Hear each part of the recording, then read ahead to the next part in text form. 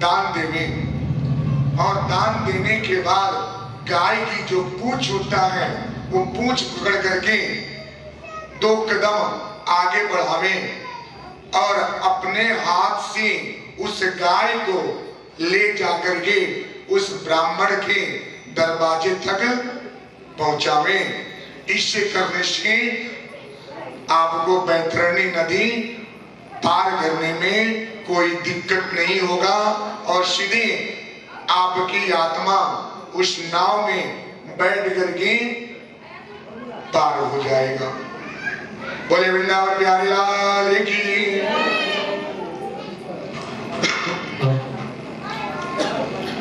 अब वही आत्मदेव उस विप्र से बोले, क्या महाराज मेरे पास संतान नहीं है और संतान न होने के वास्ते मेरी पत्नी मुझे ताड़ती है। आप कोई ऐसा फल दें जैसे हमें भी पुत्र की प्राप्ति हो।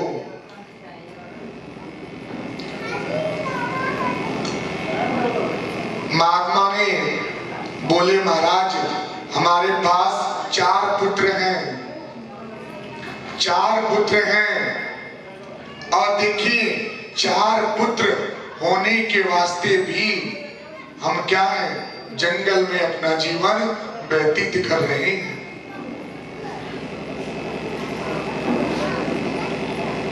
महात्मा ने समझाया, फिर भी उस ब्राह्मण देवता को समझ में नहीं आया। उन्होंने बोला, कुछ भी हो हमें संतान की कामना की आशीर्वाद दीजिए। अब वही विप्र ने मंत्र उच्चारण करके एक फल दिए और फल देने के बाद उन्होंने बोला, ले जाकर के अपने पत्नी को खिलाइएगा, इसे संतान की प्राप्ति होगी।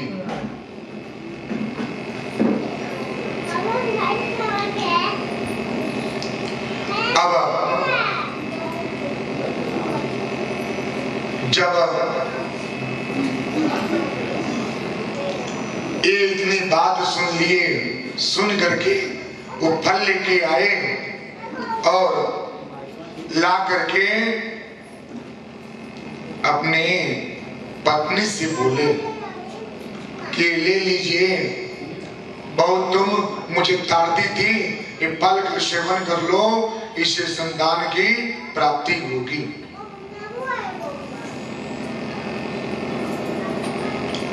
अब धुंधली की एक बहन होती है। अब देखिए बहुत सी माताएं क्या है, अपने पति देव को अगर कुछ खिलावे तो क्या बोलती है, लगता है कुछ जोग टोटके करा करके लाए हैं अपने वश में करने के लिए। होता है ना? बोलिए, जोर से बोलिए, होता है ना? अगर प्रेम से पति देव अगर सुंदर अगर मिष्ठान लावे, अगर गुस्से वाले हैं, नाराजगी है, तो पत्नी बोलती है क्या कि लगता है कि कुछ इसमें करा करके लाए हैं तभी कुछ खिला रहे हैं। ऐसा होता है ना? शक, पति और पत्नी में शक के रिश्ते अगर बन जावे तो रिश्ता टूटता है, टूट जाता है, बिखर जाता है। ऐसे ना होने दे। पति अगर आपको प्रेम से अगर जो कुछ दे उसे ग्रहण करें, उसमें प्रेम है। पत्नी भी पति को दे, जो कुछ दे उसमें प्रेम है। प्रेम से सब कुछ होता है। पति और पत्नी का रिश्ता तो भगवान जी खुद बना के दिए हैं, हमारे और आपके बनाने से नहीं बने हैं। अब आज के देखिए, पहले जो पत्नियां थी, जो धर्म पत्नी थी, वो क्या एक अलग पर्दा था, एक पर्दे में थे, एक पर्दे में रहते थे। उनके पास रहन सहन पहनावा हर चीज एक अलग ढांचे की होती थी। उनके एक अंग शरीर का दिखता नहीं था। लेकिन आज के समय में देखिए, क्या आप जो भारतीय संस्कृति है, जो संस्कार है, उसको भूल करके इन नए नए पहनावे शुरू हो गए हैं। जो अपना संस्कृति है, जिससे जो नारी का संस्कृति है, जो देवियों ने धारण किया है, वो चीज को धारण करने में शर्म आता है, संकोच होता है, शर्म आता है ना।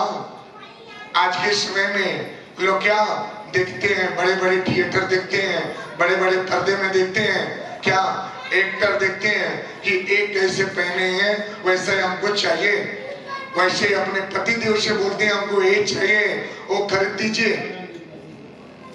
भारतीय संस्कृति अनुसार वो पहनावा नहीं पहनते। आप महालक्ष्मी, महाकाली, माँ सरस्वती को देखिए, उस साड़ी में कितने सुंदर दिखते हैं। और आधुनिक युग में देखिए जो माताएं हैं, क्या इतना सुंदर करती हैं, इतना कि कोई देखे नहीं कि हमारी शादी हुई है, वो भी चुप जाता है इतना, और उसे क्या ढक देती हैं। उसके बाद कोई नहीं जान सकता कि हमारी शादी हुई है। पहले की जो माता थी, जो आज के 40 साल पहले जो माताएं आई हैं, उनको देखिए, उनके मांग में लंबे लंबे सिंदूर होते हैं, लंबे लंबे सिंदूर लगाती हैं। लंबे सिंदूर लगाने से पति की आयु दीर्घायु होती है, पति की आयु दीर्घायु होता है। और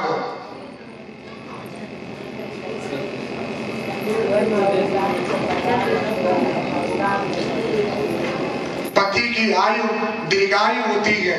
जो माताएं अगर लंबा सिंदूर लगावें, उसी पति की आयु क्या होती है, लंबा आयु जाता है। आज देखिए 20 साल पहले इतनी एक्सीडेंट, इतनी घटनाएं, अकाल घटनाएं नहीं होता था ना। और आधुनिक युग में देखिए अकाल घटनाएं हर परिवार में होता है। क्यों? क्योंकि फैशन हो गया है। छोटे सिंदूर लगाने से पति की आयु कम होता है, पुत्र की आयु कम होती है। तो जो माताएं हैं वो लंबा सिंदूर का इस्तेमाल करें और अपने पुत्र और पति की आयु दीर्घायु करें। आज क्या है, आधुनिक युग में देखिए शादी विवाह एक आप बन जाते हैं, रिश्ते बनाए जाते हैं। इधर शादी का मंगनी हुआ नहीं, सब कुछ हुआ नहीं, इधर फोन मोबाइल का सहारा हो गया, मोबाइल से बात करना शुरू।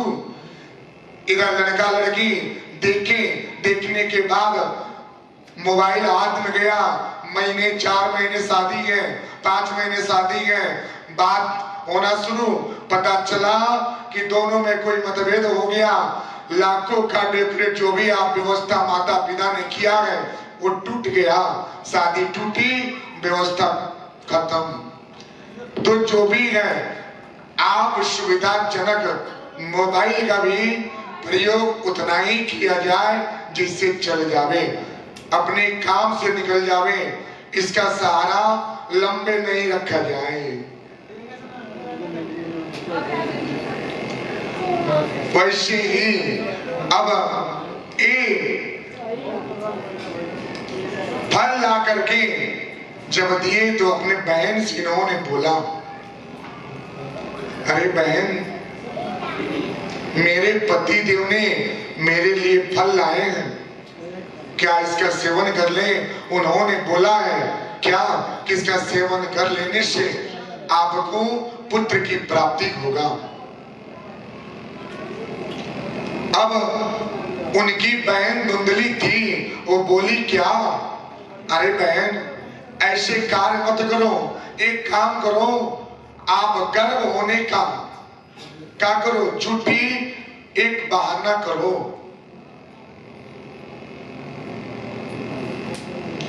झूठी बहाना करो, हम क्या हैं, गर्व से हैं, और 9 महीने के बाद जो पुत्र प्राप्त होगा वो हम ला करके आपको दे देंगे, वही आपका पुत्र होगा। अब गलत विचार मस्तिष्क में बहुत जल्द आ जाता है, अच्छे विचार नहीं आते ना।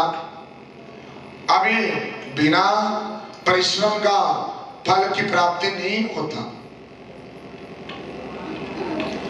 अब ये धुंधली सोची क्या, ये तो बहुत अच्छा उपाय है, बहुत अच्छा उपाय बता दिए। अब एक गर्व होने का एक अलग काकी नाटक किया, और 9 महीने के बाद उनकी बहन ने एक पुत्र को जन्म दिया और ला करके धुंधली के हाथ में दे दिए चोरी से।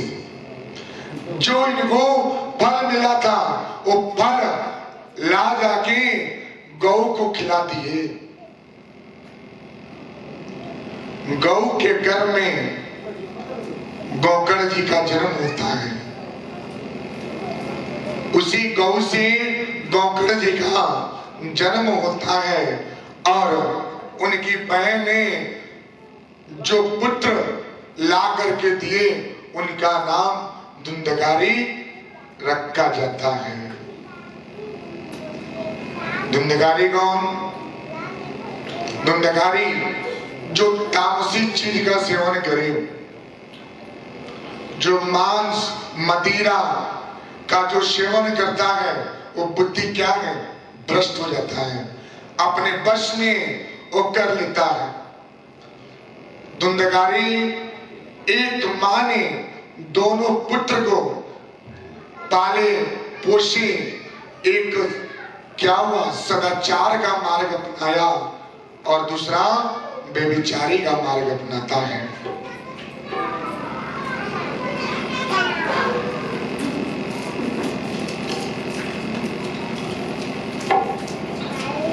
जब बेविचारी का मार्ग अपना लिया,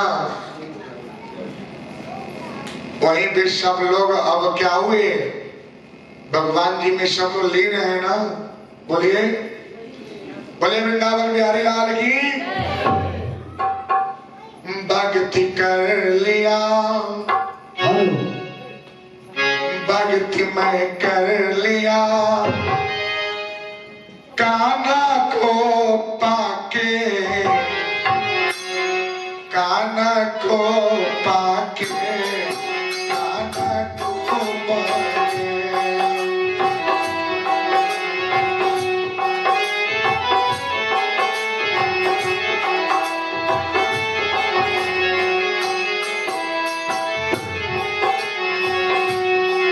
दिल लगा लिया भक्ति को मैं पाके, भक्ति पाके,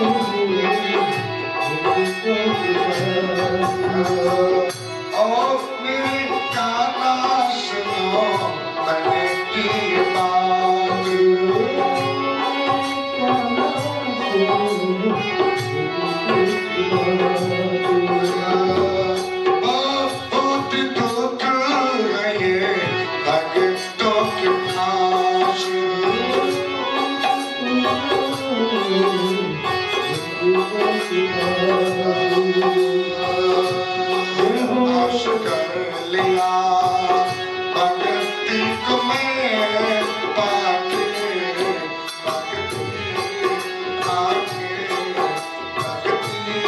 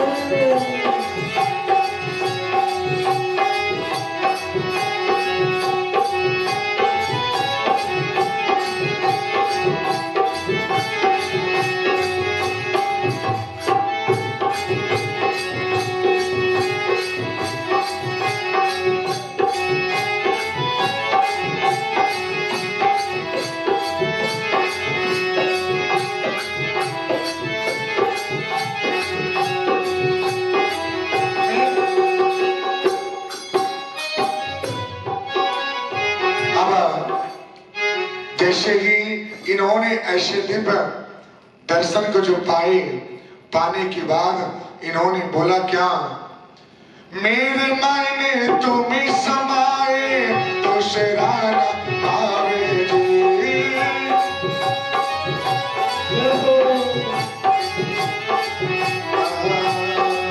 मेरे मायने तुम समाए तो शरारा आवे जी।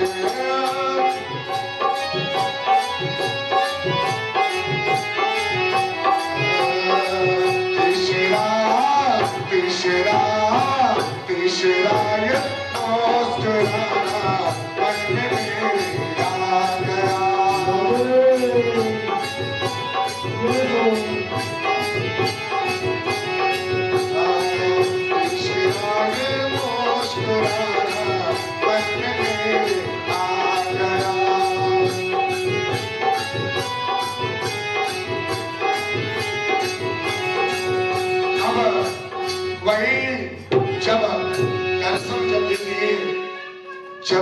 पुत्र की प्राप्ति दोनों को हुआ, एक धुंधकारी और दूसरा गौकर्ण जी।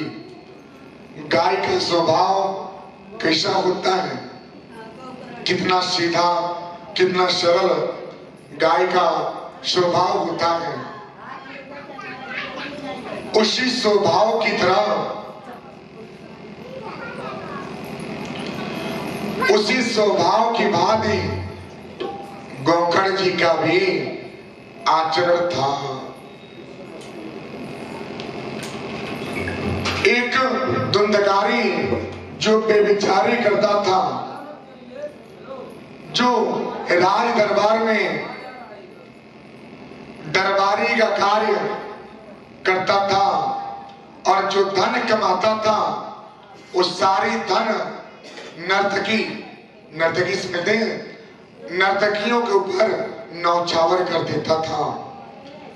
मदिरा पान का सेवन, मांस का सेवन करता था और सारा धन नर्तकी के ऊपर नौछावर कर देता था। एक दिन सब नर्तकियों ने राज दरबार में, नर्तकी सब लोग एक सभा बनाए और सभा बनाने के बाद बोले क्या कि इसी तरह सारा धन अगर नौछावर करता है तो राजा हमें अपने राज्य से बाहर निकाल देंगे, तो हम लोग का भरण पोषण कैसे चलेगा। अगर राजा जाने, सब सच्चाई जान जावे तो हम लोग का जीवन कैसा होगा। ये सोच करके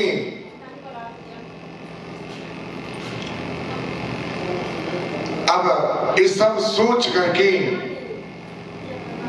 नर्तकियों ने विचार किया, क्या इनको धुंधकारी को खूब मदिरा पान का सेवन कराया जाएगा और इनको मौत की घाट उतार दी जाएगी। अगले दिन उस धुंधकारी को सारी नर्तकियां मिल करके खूब मदिरा का सेवन कराए और जब पूर्ण रूप से उनको नशा हुआ तो अपने साड़ी के पल्लू से गले में फांसी लगा करके महल से बाहर फेंक दिए। फिर भी धुंधकारी की मृत्यु नहीं आई। जो अच्छे कर्म करते हैं उनको शरणागति का मार्ग जल्द बन जाता है। अभी धुंधकारी को उससे भी मौत नहीं आई तो उन लोगों ने जलता हुआ कोयला उसके मुंह में डाल दिए। इतनी दर्दनाक मौत की घाट धुंधकारी को नर्तकियों ने सब मिलकर के दिए।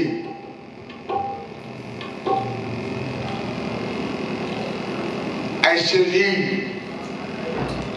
एक पति और पत्नी का रिश्ता होता है, विश्वास का होता है। पति पत्नी से, पत्नी पति से एक बार पति जो था एक माया में पड़ गया, एक माया में पड़ गया, पड़ जाता है और जाने के बाद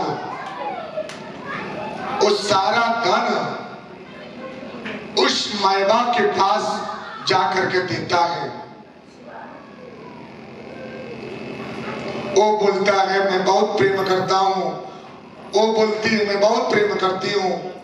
इसी प्रेम के वास्ते ये क्या है, उन लोगों का जीवन चलता है। अब एक दिन का समय ऐसा आता है। अच्छा, आधुनिक युग में देखिए प्रेम क्या है।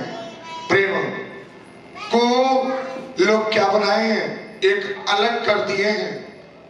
प्रेम एक लड़का और लड़की की जब विवाह होता है तो क्या मैंने अभी बोला कि एक लड़का और लड़की, एक माँ बाप अपने लड़की को संजोगते हैं, उसे संवारते हैं, बड़े स्कूल भेजते हैं, वहां पे अच्छे कॉलेज में भेजा जाता है और वहां पे इन लड़का और लड़की का क्या है, प्रेम प्रसंग हो जाता है। वो प्रेम प्रसंग जीवन नहीं है। वो जीवन कब तक है, जब तक आपके पास दो शब्द लड़का बोलता है कि मैं बहुत तुमको जानता हूं, बहुत मानता हूं, मैं बहुत प्रेम करता हूं।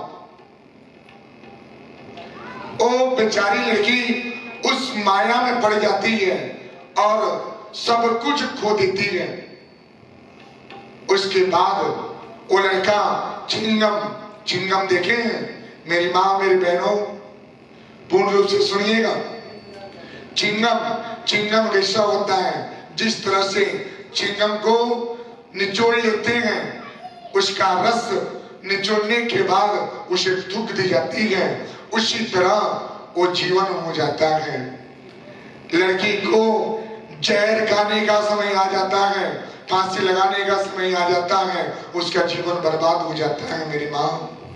तो जो बहने हैं, अगर ऐसे जीवन में चल रहा है उसको दूर करें। ये मोबाइल और ये प्रेम कुछ नहीं होता ना, ये सब दिखावा है, ये जीवन को खत्म कर देता है। प्रेम वो है जो माता पिता उसको जीवन को सजाते हैं, उसको बनाते हैं, संयोग करके अपने योग्य लड़का ढूंढते हैं, उससे विवाह रचते हैं। माँ बाप संयोग करके माँ बाप जो रिश्ते देखते हैं वो अपने लायक वो रिश्ते को देख करके उस फूल जैसी कली जैसी उस लड़की को विवाह कर देते हैं। वो प्रेम होता है। आधुनिक युग में आज प्रेम 40-50 साल की उम्र में भी होता है, लेकिन उसमें देखिए वो भी प्रेम एक स्त्री और एक पुरुष भी करता है, लेकिन प्रेम वो घर को तोड़ देता है। पति और पत्नी के रिश्ते बिखर जाते हैं, घर बर्बाद हो जाता है। वो प्रेम न करें जिससे घर टूटे, वो प्रेम पति और पत्नी के रिश्ते से बनाए जिससे घर चले और पूरा जीवन खुशमय व्यतीत हो मेरी माँ। अब वही धुंधकारी मैंने बोला वो मैवा में पड़ करके पूरा धन जा करके देता है, बोलता है मैं बहुत प्रेम करता हूँ, वो बोलती है मैं बहुत प्रेम करती हूँ। कब तक? जब तक आपके पास धन होता है तब तक। धन जब तक दिए तब तक प्रेम है, धन नहीं तो प्रेम नहीं। मायवा के चक्कर में ये प्रेम क्या है, लुप्त हो जाता है। जो ऐसे प्रेम करते हैं माताएं बहनें, इसको दूर करें, इससे जीवन नहीं चलता है। अब वही मायवा वही स्त्री बोलती है क्या कि तुम मेरे लिए क्या कर सकते हो। वो बोलता है क्या, मैं तुम्हारे लिए सब कुछ करूंगा, जो चाहे जो मांगूंगी वो लाके दूंगा। वो बोली क्या, ठीक है एक काम करो, जो आपकी पत्नी है पुत्र है, वो पुत्र का क्या, अपनी पत्नी का अपने माँ का कलेजा लेके हमको ला के दे दो। माँ तो माँ होती है। अब वो व्यक्ति आता है, सोचता है कि पत्नी माँ तो 2-4 साल 10 साल रहेगी, लेकिन वो जो है वो तो कई वर्षों तक रहेगी। तो माँ का कलेजा अगर ले लेंगे इसमें कौन सी बुरी बात होती है। वो जाता है अपने माँ से बोलता है, माँ मुझे तुम्हारा कलेजा चाहिए। माँ बोली, पुत्र क्यों? वो ना कुछ पूछी ना कुछ समझी, बोली ठीक है पुत्र, इसे निकाल लो। पुत्र जाता है, खंजर लाता है और माँ के सीने में लगाता है, कलेजा ले लेता है और ले जाके मैबा को देता है। मैबा बोलती है क्या? अरे जब तुम अपने माँ का नहीं हुआ तो मेरा कैसे होगा। अब वहीं से वो दौड़ती हुई आता है और आकर के अपने माँ के सीने पे गिरता है और बोलता है क्या? ओ माँ, ओ माँ, ओ माँ, मेरी माँ।